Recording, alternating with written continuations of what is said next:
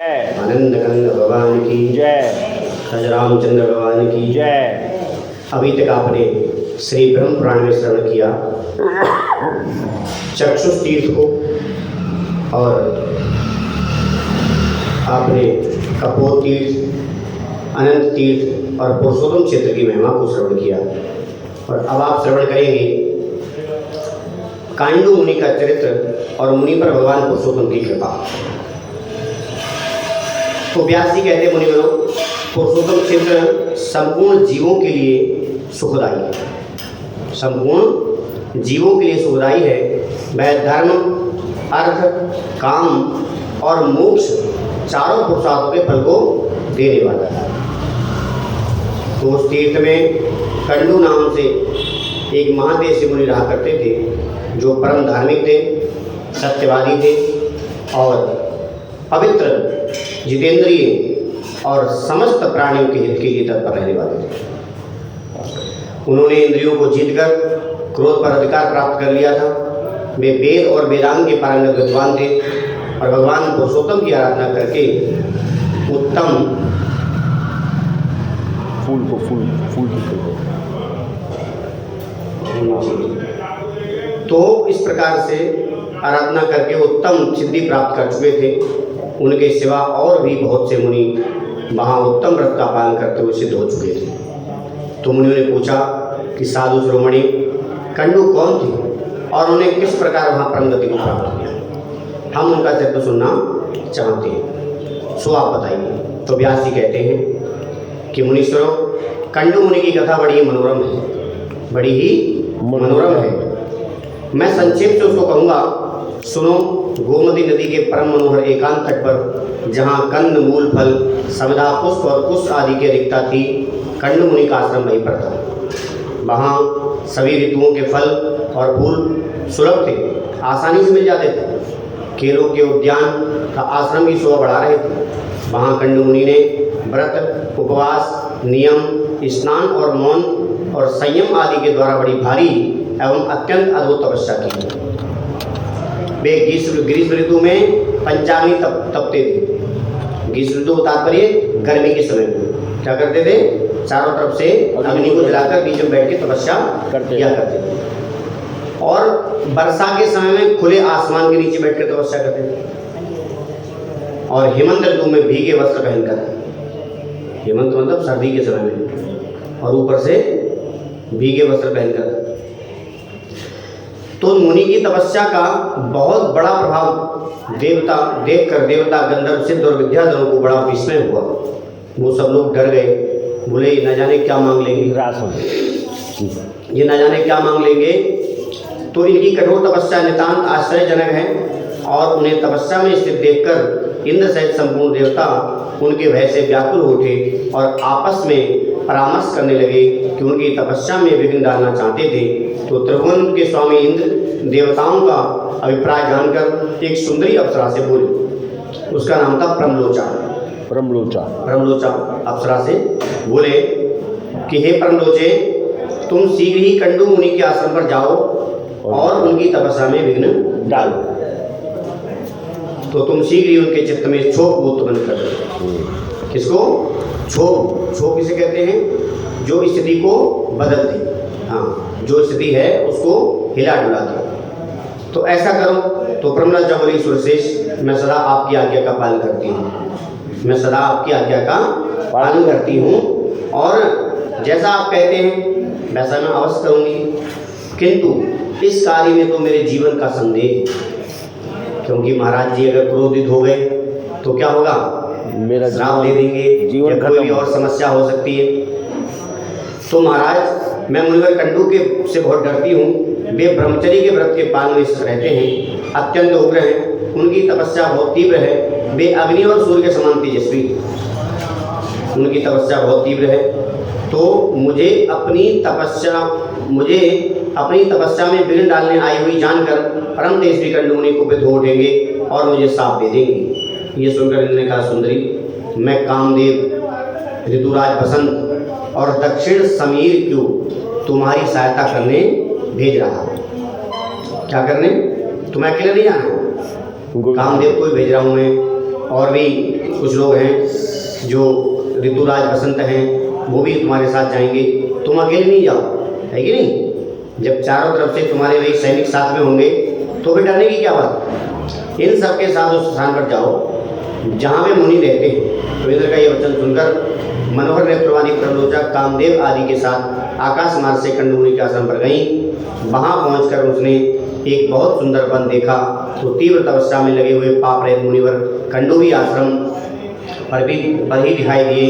तो प्रमलोचा और कामदेव आदि ने देखा कि वह वन नंदनवन के समान रमणीय था। सभी ऋतुओं में विकसित होने वाले सुंदर पुष्प उनकी शोभा बढ़ा रहे थे। नाना प्रकार के पक्षीगण वृक्षों पर बैठे हुए थे और अपने श्रवण सुखद कलरवों से उस वन को मुखारित कर रहे थे। तो अप्सरा ने क्रमशः संपूर्ण वन का निरीक्षण किया। उस परम अद्भुत मनोरम कानन की शोभा देख उनके नेत्र आश्चर्यचकित हो उठे। उसने वायु, कामदेव और वसंत से कहा, अब आप लोग पृथक पृथक मेरी सहायता करें। कामदेव से और वसंत से और वायु से कि आप सब लोग अपने अपने अनुसार क्या करें, कार्य करें। तो सब लोग मेरी सहायता करें। उन्होंने बहुत अच्छा कहकर स्वीकृति दे दी। तब प्रमलोचा भी बोली, अब मैं मुनि के पास जाऊंगी जो इंद्रिय रूप अश्वों से जुटे हुए देह रूपी रथ के सारथी बने हुए हैं। उन्हें आज कामबाण से आहत करके ऐसी दशा को पहुंचा दूंगी कि मन रूपी बागडोर उनके काबू में से बाहर हो जाए। समस्या कहाँ शुरू होती है? मन के द्वारा। ये मन बड़ा चंचल है, कैसे तेरा भजन करूं। ये मन को यदि आपने रोक लिया, मन को यदि काबू कर लिया तो सारी समस्याएं समाप्त हो जाती हैं। लेकिन वो क्या कर रहे हैं कि जो काम रूपी घोड़ों से, जो हमारा काम अंदर होता है वो किससे सवार रहता है? घोड़े के तरह भागने को हर समय लायक रहता है। तो वही कह रहे हैं कि जो इंद्रिय रूपी अश्वों से जुटे हुए आँख, नाक, कान, जो हमारी हैं, त्वचा है, ये इंद्रियां हैं। और इंद्रियां क्या करती हैं? अपने अपने भिन्न भिन्न कार्यों में जो है हमको फंसाना चाहती है। इसकी जैसी इच्छा है, जैसे कान दिए भगवान ने श्रवण कीर्तन करने को, भगवान का कीर्तन करे। लेकिन यही काम क्या है? अगर कोई ऐसा गाना बज गया जो पुराने समय में सुंदर अच्छा लगता था और आज भी बज जाए तो हमारा मन 2 मिनट में वहाँ पर चला जाए। तो इंद्रिय रूपी अश्वों से जुटे हुए देह रूपी रथ के सारथी बने हुए, देह रूपी रथ के सारथी बने हुए। तो उन्हें आज कामबाण से आहत करके ऐसी दशा में पहुंचा दूंगी कि मन रूपी बागडोर उनके हाथ से निकल जाए और ऐसी दशा कर दूंगी। इस प्रकार उन्हें मैं अयोग्य सारथी सिद्ध कर दिखाऊंगी कि यूँ कहकर वह उस स्थान की ओर चल दी जहाँ मुनि निवास करते थे। जहाँ मुनि निवास करते थे तो मुनि की तपस्या के प्रभाव से वहाँ के हिंसक जीव भी शांत हो गए। उनकी तपस्या का प्रभाव क्या था? लोग कहते हैं स्थान की प्रधानता क्या है? स्थान की प्रधानता ये है कि वहाँ पर देखो मुनि इतने समय से तपस्या कर रहे हैं तो उनका जो प्रभाव हुआ किस पे आ गया? जीव जंतुओं पर भी आ गया। वहाँ के जो हिंसक जंतु थे उनने भी लड़ाई झगड़ा करना बंद कर दिया। ये होता है किसका प्रभाव? संत जनों का और स्थान की महत्ता हैं। लोग कहते हैं वहाँ पर क्या हो जाएगा? सिद्धि हो जाती है। स्थान की सिद्धि हो जाती है। जहाँ पर ऐसे शुभ कार्य होते हैं, अच्छे कार्य होते रहते हैं। तो कह रहे हैं कि वहाँ के जो हिंसक जंतु थे वो भी शांत हो गए थे। तो नदी के तट पर जहाँ कोयल की मीठी तान सुनाई देती थी वह ठहर गई। थोड़ी देर तक तो वह खड़ी रही, फिर उसने संगीत छेड़ दिया। सुंदर सा आलाप। तो इस प्रकार से इसी समय बसंत ने भी अपना उपक्रम दिखाना प्रारंभ कर दिया। क्या दिखाया? सुंदर सुंदर फूल खिल गए और वहाँ से मंद मंद वायु है कि होती नहीं कि जैसे बसंत ऋतु ही चल रहा है इस समय। इस समय कौन सा है? बसंत ऋतु ही है। अगर आप उपवन में चले जाएं किसी में तो वहाँ से घर आने का मन नहीं करेगा। तो इसी समय बसंत ने भी अपना उपक्रम दिखाना शुरू कर दिया। तो समय नहीं होने पर भी समस्त कानन में मधु ऋतु की मनोहर शोभा छा गई। कोकिल की काकली से माधुर्य की वर्षा होने लगी। कोयल जब बोलती ना सुबह सुबह आप जाओ, तो ऐसी सुंदर आवाज लगती है आनंद ही आनंद। तो मलय वायु कहते हैं इसके वायु में गंध, कैसी गंध? सुगंध वायु लिए मंद मंद गति से बहने लगी और छोटे बड़े सभी वृक्षों के पवित्र पुष्प धीरे धीरे भूतल पर गिरने लगे। पुष्प कब गिरते हैं? जब वो पक जाते हैं तो डंडल को छोड़ देते हैं और नीचे गिरने लगते हैं। तो वो नीचे गिरे हुए जो पुष्प हैं बड़े ही सुंदर दिखाई देते हैं। तो काम ने अपने फूलों का बाण बनाया और मुनि के समीप जाकर उनके मन को विचलित कर दिया। काम ने प्रहार कर दिया उनके ऊपर और मन क्या हो गया? विचलित हो गया। तो जब आप पूजा पे बैठते हैं, जब आप जप पर बैठते हैं, जब आप ध्यान में बैठते हैं तो विकृतियाँ क्या हैं? विकृतियाँ आपके मन के भाव, जो कुभाव हैं वो आपको क्या करते हैं? विचलित करना प्रारंभ कर देती है। जैसे मैंने कल भी कहा था कि जैसे जैसे व्यक्ति पूजा पाठ करता है, व्रत करता है, तपस्या करता है तो क्या होगा कि उसको जो है इस प्रकार से समस्याएं आती हैं, दिक्कतें आती हैं। तो यही हुआ उनके साथ भी। तो सभी प्रकार से काम मारने अत्यंत वीर वहाँ सुंदरी अप्सरा गीत गा रही थी। तो मुनि ने अप्सरा को देखा और अप्सरा ने भी मुनि पर दृष्टि डाली तो उनके नेत्र आश्चर्य से खिल उठे। तो चादर खिसक कर गिर पड़ी। कौन सी चादर? जो उन्हें अपने अंग वस्त्र छिपा रखे थे उनसे वो खिसक गई। तो उनके नेत्र आश्चर्य से खिल उठे। तो उनके शरीर में रोमांच आया। वे पूछने लगे, सुंदरी तुम कौन हो और किसकी हो? तुम्हारी मुस्कान बड़ी मनोहर दिखाई दे रही है। शुभ्रू, तुम मेरे मन को मोह ले रही हो। सुमध्य में अपना सच्चा परिचय दो। तो ब्रह्मलोचा बोली, मुने मैं आपकी सेविका हूँ, मैं आपकी सेवा करने आई हूँ और फूल लेने के लिए यहाँ पर आई थी। तो शीघ्र ही आज्ञा दीजिए, मैं आपकी क्या सेवा करूँ? यहाँ तो मैं फूल लेने आई थी, आप बताइए कुछ सेवा का मेरे लिए कोई कार्य हो तो अप्सरा की बात सुनकर मुनि का धैर्य छूट गया। उन्हें मोहित होकर उसका हाथ पकड़ लिया और उसे साथ लेकर अपने आश्रम में प्रवेश किया। ये देख कामदेव वायु और वसंत कृत हो गए कि जैसे आए थे उनका कार्य सिद्ध हो गया। तो उसी प्रकार स्वर्ग को लौट गए और वहां पहुंचकर उन्होंने इंद्र से ब्रह्मलोचा को और मुनि की सारी चेष्टा कह सुना दी। ये सुनकर इंद्र बड़े प्रसन्न हुए और कंडू ने अप्सरा के साथ आश्रम में प्रवेश करते ही समय अपना रूप कामदेव के समान मनोहर और तरुण बना लिया। तो दिव्य वस्त्र और आभूषण धारण कर लिए। देखने में उनकी अवस्था 16 वर्ष की जान पड़ने लगी। मुनि की ये शक्ति देखकर ब्रह्मलोचा को बड़ा आश्चर्य हुआ। अहो, इनकी तप शक्ति कितनी अद्भुत है।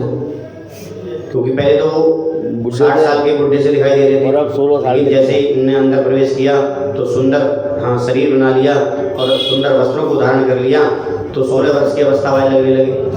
तो यूँ कहकर वह बहुत प्रसन्न हुई। तो कंडू मुनि स्नान, संध्या, जप, होम, स्वाध्याय, देव पूजन, व्रत, उपवास, नियम और ध्यान सब छोड़कर रात दिन उसके ही साथ विहार करने लगे।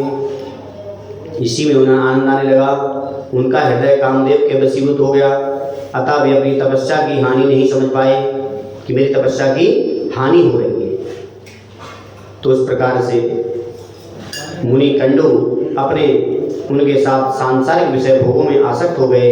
तो 100 से कुछ अधिक वर्षों तक मंदराचल की गुफा में वो पड़े रहते रहे। तो एक दिन ब्रह्मलोचा ने कहा, महाराज कंडू मुनि से ब्राह्मण, अब मैं स्वर्ग में जाना चाहती हूँ। तो कंडू मुनि बोले, क्यों भाई, क्यों, यहाँ क्या दिक्कत है कुछ? बोले, दिक्कत नहीं महाराज, बहुत दिन हो गए महाराज, बहुत समय आपके साथ बीत गया। तो मुनि का मन तो उसी में आसक्त हो रहा था। तो उसके इस प्रकार पूछने पर वे बोले, कल्याणी तुम कुछ दिन और रुक जाओ, विषय भोगों से मेरा मन अभी भरा नहीं, थोड़ी देर और ठहर जाओ तब। हाँ, ब्रह्मलोचा ने कहा कि महाराज 100 वर्ष से कुछ अधिक समय हो गया है आपके साथ मुझे रहते हुए। 100 वर्ष से अधिक? कंडू मुनि ऐसा सुनकर तो विस्मित हो गए। क्या कह रही हो? अभी तो कल की 100 वर्ष? ये तो कल की सी बात है, अभी तो संध्या नहीं हुई है। अभी तो संध्या नहीं हुई है, अभी संध्या का समय मेरा हुआ तो संध्या करने जाता मैं तो। बोले महाराज आप जो हैं पूजा पाठ संध्या तब सब भूल गए हैं जब से मैं आई। तो इस प्रकार से विषय भोग में लोग फंस जाते हैं। उसने पुनः जाने की आज्ञा मांगी, किंतु मुनि ने अस्वीकार कर दी। बोले अभी नहीं जाओ। तो जब जब वो आज्ञा मांगती तब महाराज ऐसे ही उत्तर देते, कुछ दिन और ठहर जाओ, कुछ दिन और ठहर जाओ। तो ब्रह्मलोचा एक तो मुनि के साप से डरती थी, इसलिए वो क्या करे बेचारी कि अगर मैं जबरदस्ती गई और जिद करके गई तो उन्हें श्राप दे दिया तो मैं तो कहीं की नहीं रहूँगी और सही 2-4-10 दिन। तो इस प्रकार से ब्रह्मलोचा एक तो मुनि के श्राप से डरती थी, तो दूसरे उनमें दक्षिणा नायिका की स्वाभाविक उदारता भी थी। इसकी दक्षिणा क्या होती है?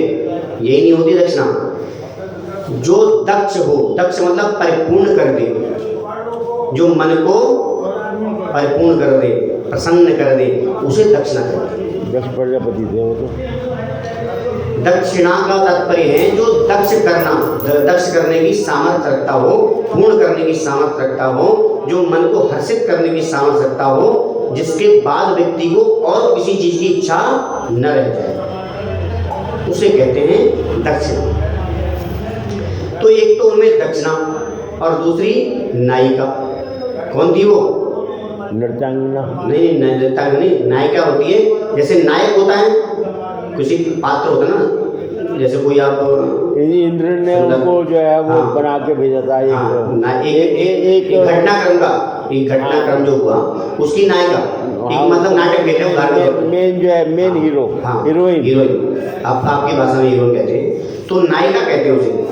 तो एक तो दक्षिणा और दूसरी नायिका स्वाभाविक उदारता थी, और तीसरे वह प्रणय भंग की पीड़ा को जानती थी। प्रणय भंग की पीड़ा मतलब कैसे कहते हैं? प्रणय भंग की पीड़ा कहते हैं जब आपने अगर कभी देखा हो तो नाग नागिन काम भोग में आसक्त हो और उस समय आप उन्हें परेशान कर देना, छेड़ देना, फिर देखना तुम्हारा हाल क्या होगा, जीवित नहीं रह पाओगे। ये नियम है उनका। तो विशेषकर ये कहा गया है कि प्रेम में से किसी का आप वियोग करा दो तो उसकी जो शत्रुता होगी वो बहुत भयंकर होगी, उसे आप निभा नहीं पाओगे। तो इसलिए वो तीनों चीज़ों को समझती थी कि अगर मैंने इन्हें पूर्ण नहीं किया, किसको? महाराज जी को बीच में छोड़ दिया तो समस्या। दक्षिणा का मतलब क्या है? साप मिल जाएगा।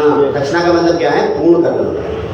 पूर्णात् पूर्णदम पूर्णात् पूर्णमुच्यते, पूर्ण से पूर्णमादाया पूर्णमेवावशिष्यते। जो पूर्ण को भी पूर्ण करने वाले हैं, जो पूर्ण को भी पूर्ण करने वाले हैं, उसे क्या कहते हैं? दक्षिणा। तो स्त्री क्या करती है? उसको पूर्ण कर देती है। कैसे कर देती है? जब उसका सहवास होता है तब उन्नति और वृद्धि होती है। व्यक्ति कभी देखना जितना अपनी पत्नी से प्रसन्न नहीं होता जितना वो बच्चों से प्रसन्न होता है, क्योंकि एक तो उन्नति हुई, वृद्धि हुई और वंश की वृद्धि हुई, और संसार में जो अपना दायित्व था, जो धर्म था, उसने पूरा कर दिया। इसलिए वो क्या है? दक्षिणायनी भी कहा गया है स्त्री को। जब पुण्य कार्य करते हैं तो कहाँ बिठाते हैं? दाहिने अंग में, तब वो दक्षिणायनी है कि नहीं? तो और क्या करें? प्रणय भंग की जो पीड़ा है उसको भी जानती है। अगर प्रणय के समय में बीच में चली गई तो क्या होगा? महाराज रुष्ट हो जाएगा। इसलिए मुनि को ना छोड़ सकी और महर्षि काम भोग में आसक्ति रहे, तो दिन रात उनके साथ भ्रमण करते रहते तो तृप्ति नहीं होती, तो उसके प्रति नित्य नूतन प्रेम बढ़ता जाता। एक दिन कण्व मुनि बड़ी उतावली के साथ आश्रम से बाहर निकले तो अप्सरा ने पूछा, महाराज कहाँ जा रहे हो? तो सुबह उत्तर दिया कि सुबह दिन बीता जा रहा है, संध्योपासना कर लूं, नहीं तो कर्म का लोप हो जाएगा। संध्योपासना ना करने से, नित्य क्रिया पूजा पाठ जो करते हो ना करने से क्या होगा? दोष लगेगा। जो आप रोज की पूजा करते हो, अगर अगर वो नहीं होगी तो क्या होगा, खंडित हो जाएगा वो कार्य और उसका फल आपको पूर्ण फिर नहीं मिल सकता। ये यहाँ समझाया गया है। इसलिए जो कर्म निरंतर कर रहे हो उसको करना बहुत ही ज़्यादा आवश्यक है। एक बार को भोजन छोड़ दो, एक बार को शयन छोड़ दो, चाहे कोई भी कार्य छोड़ दो, लेकिन नित्य क्रिया की जो पूजा है वो अवश्य होनी चाहिए। तब नहीं तो कर्म का लोभ होगा। तो ब्रह्मलोचा भी बड़ी प्रसन्न हुई और उसने हंसकर पूछा, महाराज सब धर्मों के ज्ञाता महात्मा जी, क्या आज ही आपका दिन बीत गया है? क्या आज ही आपका दिन बीत गया है? आपकी ये बात सुनकर मुझको बड़ा आश्चर्य हो रहा है। मुनि बोले, कल्याणी अभी प्रातःकाल ही तो तुम इस नदी के सुंदर तट पर आई थी और उसी समय मैंने तुम्हें देखा भी था, तो परिचय ही पूछा था, तुम मेरे साथ आश्रम में भी आई। अब दिन बीता जा रहा है तो मैं अब संध्या का उपस्थित हुआ, संध्या करने जा रहा हूँ, तो फिर ये परिहास कैसा, हंसी मजाक किस बात का? तो यहाँ पर एक बात और समझने की है, हास परिहास का विषय कहाँ होना चाहिए? केवल पति पत्नी के बीच में। हास परिहास किसी और से नहीं करना चाहिए। किससे करना चाहिए? पति पत्नी में हास परिहास होना चाहिए। तो क्या कह रहे हैं कि ऐसा प्रयास क्यों कर रही हो तुम? तो ब्रह्मलोचा ने कहा, महाराज ब्राह्मण ये ठीक है कि मैं प्रातःकाल आई थी, ये बात तो आपकी ठीक है, इसमें तनिक भी इच्छा नहीं है, किंतु आज तब से सैकड़ों वर्ष बीत गए। जिस दिन आई थी उस दिन से अब तक 100 से भी अधिक समय बीत गए, 100 वर्ष से अधिक समय। ये सुनकर उन्हें बड़ा भय हुआ। क्या कह रही हो? ये क्या कहा तुमने?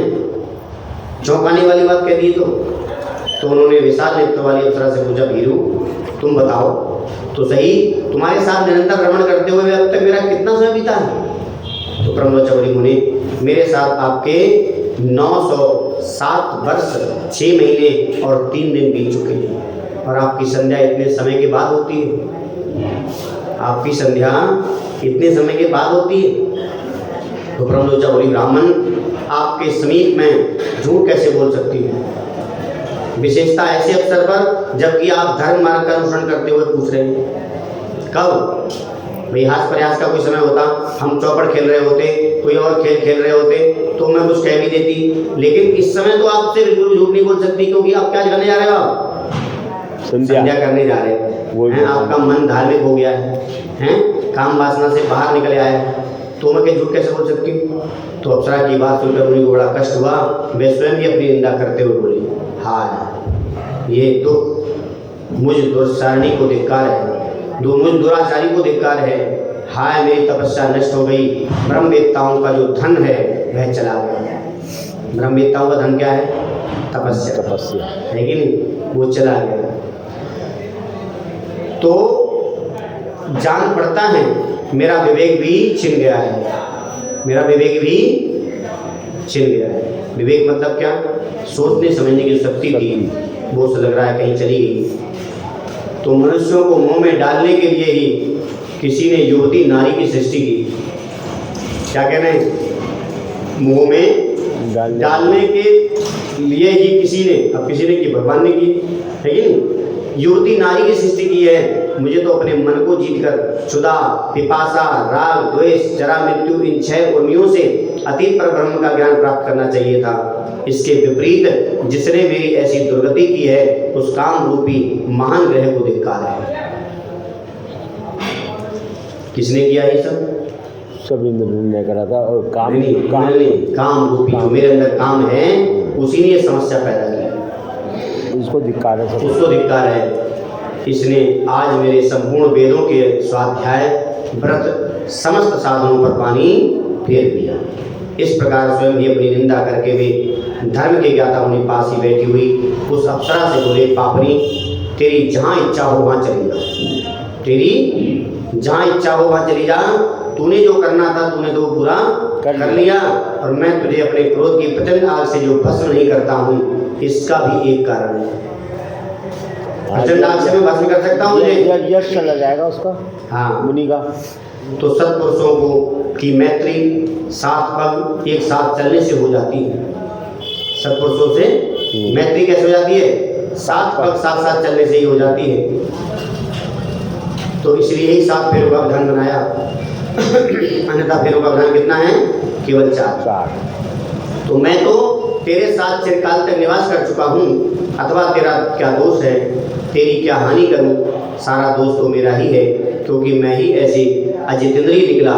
तू तो इंद्र का प्रिय करने के लिए आई थी और मेरी तपस्या का सत्यानाश कर चुकी है। अपने कटाक्ष के मोहमय मंत्र से तूने मुझे घृणित बना दिया है। अरे अब जा, यहाँ से चली जा।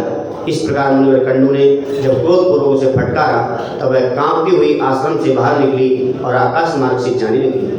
तो उसके अंग अंग से पसीने की बूंदें निकल रही थी। क्या हुआ? डर के मारे वो कांप रही महाराज से कि जाते जाते कहीं कुछ कहना दे दी तो समस्या ना हो जाए कुछ। तो उसमें पसीने की बूंदें उसके शरीर से गिरने लगी और उसके अंग अंग से जो पसीने की बूंदें निकली वह वृक्षों के पत्तों पर पोंछती हुई चली गई। क्या हुआ? वृक्षों के पत्तों पर पोंछती हुई चली गई और वह पसीने के रूप में बाहर निकला। तो वृक्षों ने उसे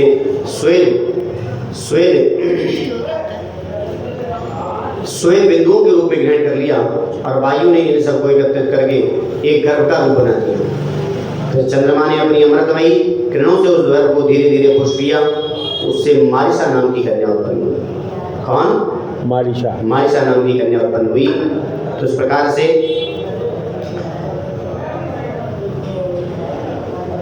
जो वृक्षों की पुत्री कहलाई, उसके नेत्र बड़े ही मनोहर थे। तो वही प्रचेताओं की पत्नी और दक्ष की जननी हुई। इसकी प्रचेताओं की पत्नी और दक्ष की माता, दक्ष की माता हुई। इसका नाम था क्या? मारिशा। तो इधर महर्षि कंडू तपस्या क्षीण होने पर बड़े दुखी हुए, तो श्री विष्णु के निवास स्थान पुरुषोत्तम क्षेत्र में गए। ये भी अंडरलाइन कर लो, वहाँ दक्ष की माता। हाँ, दक्ष की माता चंद्र में। तो इधर महर्षि कंडू तपस्या क्षीण होने पर भगवान विष्णु के पुरुषोत्तम क्षेत्र में गए। वहाँ संपूर्ण देवताओं से शोभित श्री हरि का दर्शन किया। तो ब्राह्मण आदि चारों वर्णों और आश्रमों के लोग भगवान की सेवा में उपस्थित थे। तो पुरुषोत्तम क्षेत्र और भगवान पुरुषोत्तम का दर्शन करके मुनि ने अपने को कृतकृत माना। वहाँ अपनी दोनों बाहें उठाकर एकाग्र चित्त से ब्रह्म पार स्तोत्र का जप करते हुए भगवान की आराधना करने लगे। गाय के साथ इसलिए कहा अभी आपने ब्रह्म पार स्तोत्र का जप करते हुए। हाँ, एकाग्र चित्त से, चित्त को ना भटके ऐसा। गायों के साथ कहा आपने? गायों के साथ नहीं कर रहे। पुरुषोत्तम क्षेत्र में भगवान पुरुषोत्तम का दर्शन करके मुनि ने अपने को कृतकृत माना और वहाँ अपनी दोनों वहाँ उठाकर एकाग्र चित्त से आपको लगा गाय मेरे को, दोनों वहाँ उठाकर एकाग्र चित्त होकर ब्रह्म पार स्तोत्र का जप करते हुए भगवान की आराधना करने लगे। तो कर्मों में ही वे उन्हीं की स्थिति थी और इस प्रकार कर्म और कर्ता आदि अनेक रूप धारण करके वे संपूर्ण विश्व की आराधना करने लगे। तो मुनि बोले, व्यास जी, हम परम कल्याण में ब्रह्म पार स्तोत्र को श्रवण करना चाहते हैं। तो जिसका जप करते हुए कंड मुनि ने भगवान विष्णु की आराधना की थी।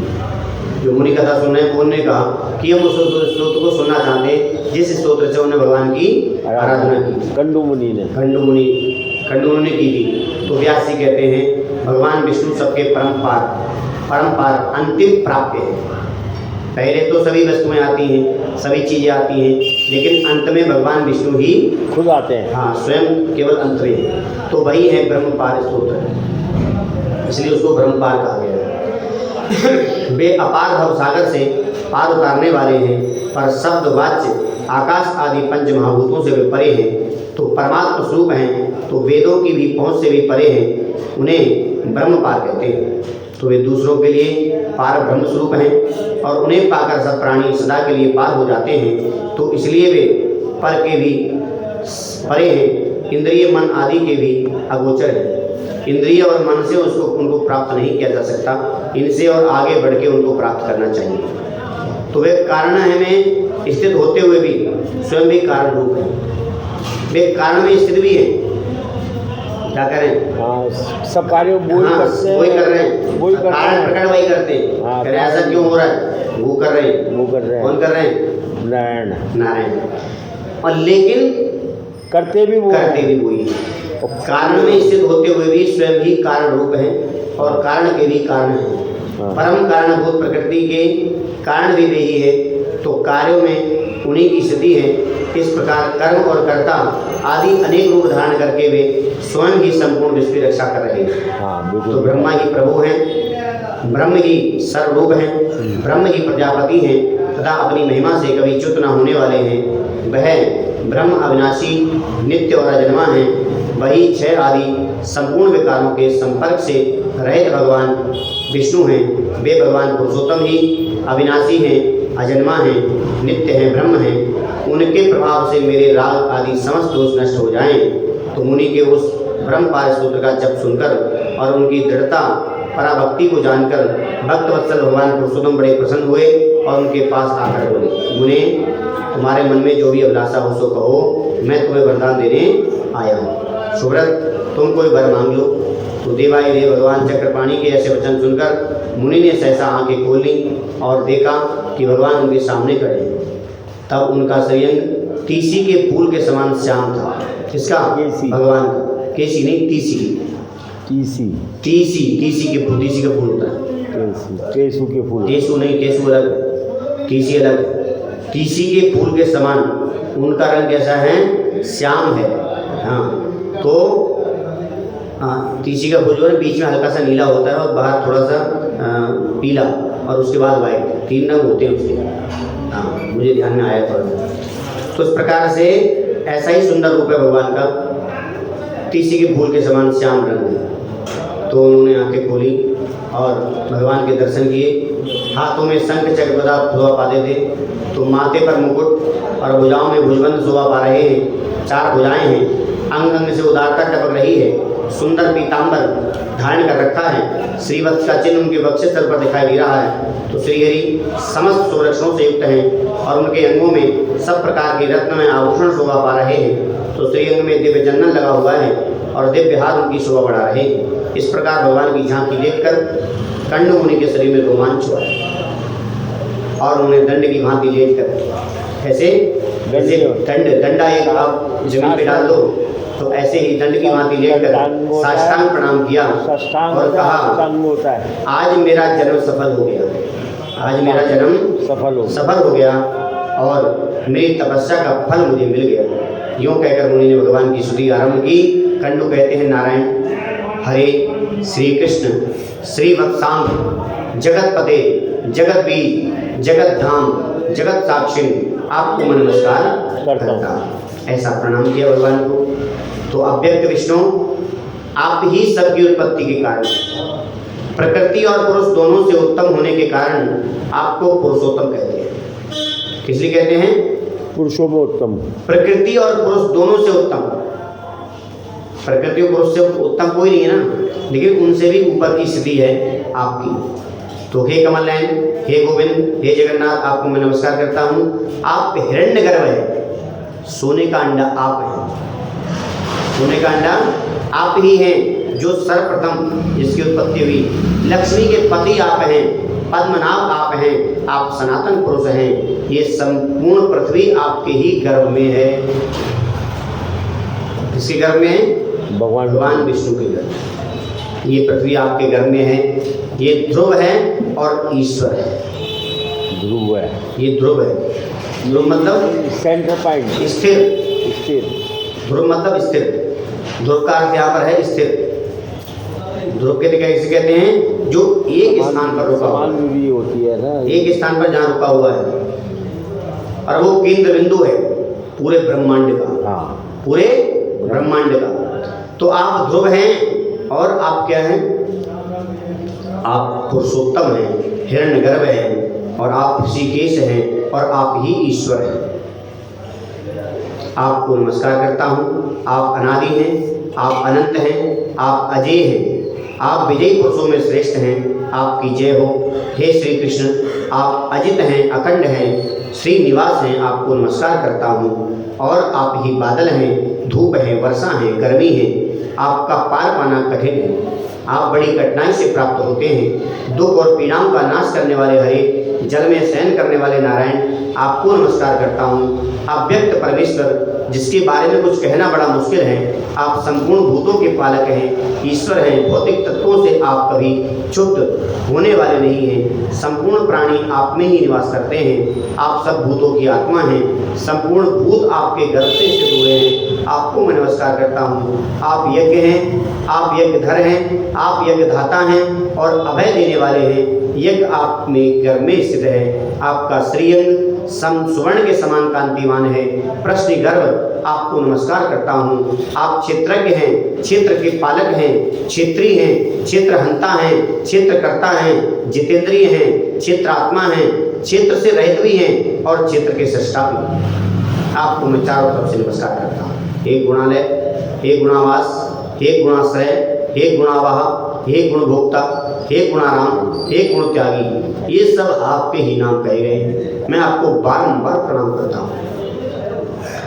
आप ही श्री विष्णु हैं, आप ही श्री हरि हैं और आप ही चक्री हैं। आप ही श्री विष्णु, आप ही जनार्दन, आप ही वसटकार हैं। भूत भविष्य और वर्तमान के प्रभु आप ही हैं। आप भूतों के उत्पादक और अव्यक्त भी। सबकी उत्पत्ति के कारण होने से आप भव कहलाते हैं और आप संपूर्ण प्राणियों के भरण पोषण करने वाले हैं। आप ही भूत भावन देवता कहे जाते हैं। क्या कह रहे हैं? भूत भावन देवता कि सबकी उत्पत्ति के कारण, सबकी उत्पत्ति के कारण आप जो हैं सबकी उत्पत्ति कारण है, इसलिए क्या कहते हैं? भव कह रहे जाते हैं। भव माने संसार, भव माने संसार।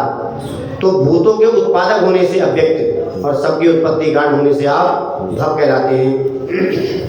तो आप संपूर्ण प्राणियों के भरण पोषण करने वाले, जितने भी प्राणी हैं, जीव मात्र हैं, सबका भरण पोषण। चींटी का भी पेट भरते, हाथी का भी पेट भरते हैं, जो राक्षस हैं उनका भी पेट भरते हैं, जो हिंसक जंतु हैं, शेर आदि हैं, उनका भी पेट भरते हैं। तो सभी का पेट भरते हैं। आप ही भूतभावन देवता हैं। आपको अजन्मा और ईश्वर कहते हैं। आप विश्वकर्मा हैं, श्री विष्णु हैं, शंभु हैं और वृषभ की आकृति धारण करने वाले हैं। आप ही शंकर, आप ही शुक्राचार्य, आप ही सत्य, आप ही तप और आप ही जनलोक हैं। आप विश्व विजेता हैं। कल्याण में शरणागत अविनाशी शंभु, स्वयंभू, ज्येष्ठ और परायण परम आश्रय हैं।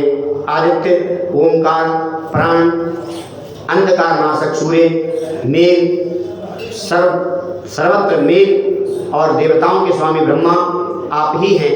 ऋग, यजुर, साम भी आप हैं।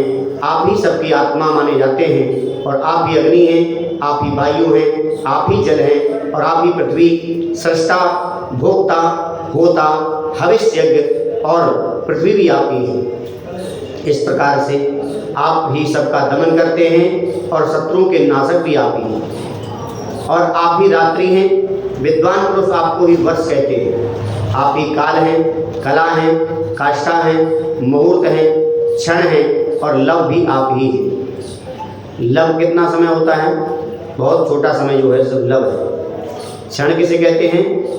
जो आप पलक झपकते हैं उसे एक क्षण कहते हैं। तो क्षण से छोटा लव होता है। तो सब आप ही हैं। वृद्ध भी आप ही हैं, पुरुष भी आप ही हैं, स्त्री और नपुंसक भी आप ही हैं। क्या कह रहे हैं? वृद्ध हो तो भी आप ही हो हैं, पुरुष हो तो भी आप हो, स्त्री हो वो भी आप ही हो, नपुंसक भी कोई और नहीं है, आप ही हो। आप विश्व की उत्पत्ति के स्थान हो, आप ही सबके नेत्र हो और आप ही स्थाणु, स्थाणु मतलब स्थिर रहने वाले, स्थिर रहने वाले और आप ही शुचिस्रवा, शुचिस्रवा तात्पर्य पवित्र यश वाले और आप सनातन पुरुष हैं। आपको कोई जीत नहीं सकता। आप इंद्र के छोटे भाई भी बने हैं और आप सबसे उत्तम भी हैं। आप संपूर्ण विश्व को सुख देते हैं। वेदों के अंग भी आप ही हैं। आप अविनाशी हैं। वेदों के वेदज्ञ, तत्व ज्ञ, जो वेद में जानने के लिए क्या है? ज्ञान और तत्व, वो भी आप ही है। तो धाता, विधाता और समाहित रहने वाले आप जलराशि समुद्र हैं। आप ही सबके मूल हैं। आप ही सबके धाता विधाता पशु है और लघु भी आप ही है और आप इस प्रकार से सबकी अंतरात्मा और गुरु भी आप ही हैं। कहते हैं ना, गुरु ब्रह्मा गुरु विष्णु गुरुदेवो महेश्वरा। क्यों? गुरु भी आप ही हैं। तो इस प्रकार से पीपल का वृक्ष भी आप ही आप ही हैं, व्यक्त जगत और प्रजापति भी आप ही हैं। आपकी नाभि से सुवर्णमय कमल प्रकट हुआ, आप दिव्य शक्ति से संपन्न हैं, आप ही चंद्रमा, आप ही प्रजापति, और आपके स्वरूप का वर्णन नहीं किया जा सकता। आप ही यम हैं और आप ही दैत्यों के नाशक श्री विष्णु हैं। अनंत आप ज्येष्ठ हैं, वरिष्ठ हैं, सहिष्णु हैं। आप ही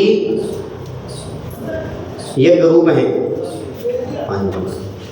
और आप ही अंतर्यामी हैं, पुरुष हैं, इंद्र हैं और उत्तम देवता भी आप ही हैं। जो भविष्य के संसार, संपूर्ण संसार आप ही हैं और आप परम महान हैं, सबके उत्तम देव हैं। आप सबसे श्रेष्ठ भी हैं और सबसे ज्येष्ठ भी हैं। आप विश्व रूप में 4 भागों में स्थित हैं। अमृत रूप होकर 9 भागों के साथ भूलोक में रहते हैं और 9 भागों से समान कोर से रूप धारण करते हैं। अंतरिक्ष में निवास करने वाले आप ही हैं और आपसे ही विराट की उत्पत्ति हुई है। जो संपूर्ण जगत में हृदय के अंतर्यामी पुरुष रूप से विराजमान है, वह विराट पुरुष अपने तेज से यश और ऐश्वर्य के कारण संपूर्ण भूतों में विशिष्ट हैं। आप ही देवताओं का हवन है, आप ही देवताओं का हवन है। ग्राम और जंगली औषधियाँ भी आप ही, मृग और पशु भी आप ही, जंगम और चराचर जगत आप ही। आपको नमस्कार है हे सर्वोत्तम, हे जनार्दन, आपको मैं बारंबार प्रणाम करता हूँ।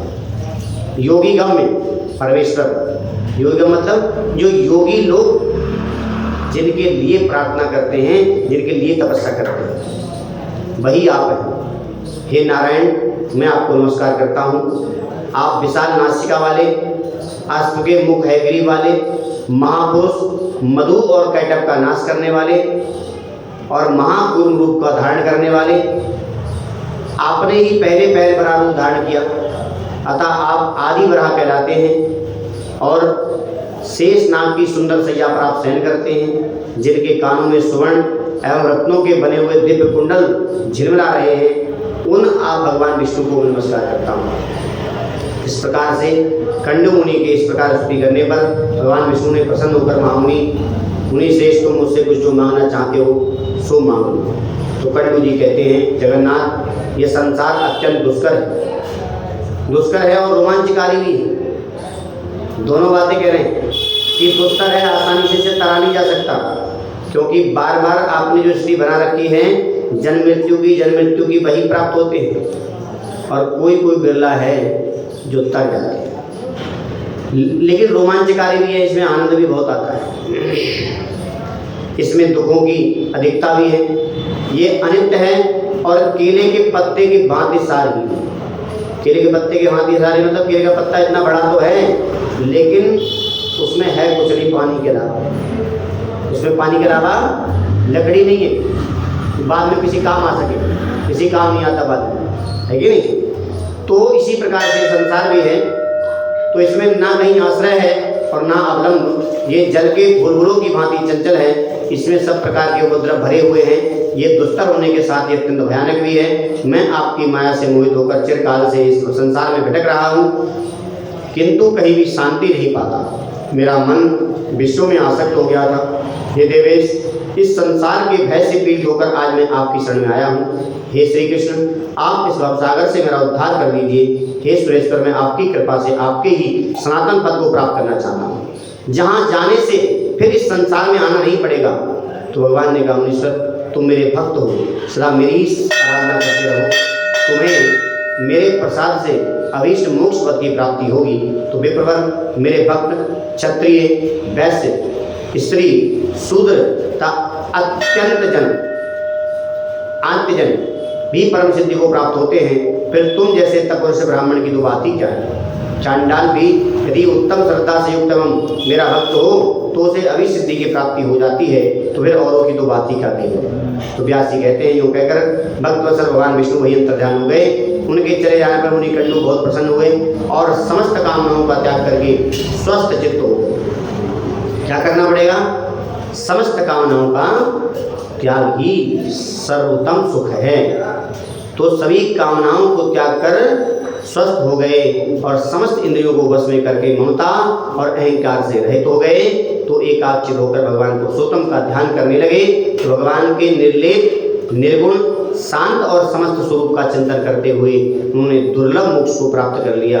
जो महात्मा कंडू की कथा को पढ़ता है, सुनता है, वह सब पापों से मुक्त हो स्वर्ग में वास करता है। तो मुनिवरों, इस प्रकार मैंने इस कर्मभूमि तथा मोक्षदायक पुरुषोत्तम क्षेत्र का वर्णन तुमसे किया, जहाँ साक्षात भगवान पुरुषोत्तम निवास करते हैं। जो मनुष्य संसार जनित दुखों का नाश और मोक्ष प्रदान करने वाले वरदायक भगवान श्री पुरुषोत्तम का भक्तिपूर्वक दर्शन करते हैं, स्तवन करते हैं और ध्यान करते हैं, वे समस्त दोषों से मुक्त भगवान के अविनाशी धाम को जाते हैं।